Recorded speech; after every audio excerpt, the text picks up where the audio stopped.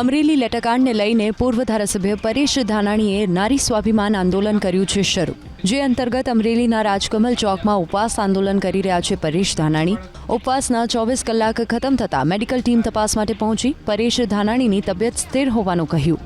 તો બીજી તરફ આ મામલે રાજકારણ થઈ રહ્યું હોવાનું સરકારના પ્રવક્તા મંત્રી ઋષિકેશ પટેલે આપ્યું નિવેદન. તેમણે કહ્યું કે અમુક વિષયો રાજકારણથી પર હોવા જોઈએ. અમુક વાદ વિવાદથી પર કેટલાક વિષયો હોવા જોઈએ, પરંતુ કોંગ્રેસને કોઈ બીજા વિષયો જડતા નથી. એટલે કોઈ એવા મુદ્દાઓ લઈ અને રાજકારણ અને રાજનીતિ એ ગુજરાત માટે પણ યોગ્ય નથી, ચાહે કોઈ પણ પાર્ટી હોય.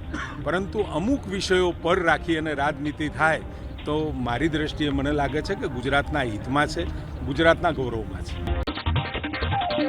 અમરેલી લેટરકાંડને લઈને પૂર્વ ધારાસભ્ય પરેશ ધાનાણીએ નારી સ્વાભિમાન આંદોલન કર્યું છે શરૂ,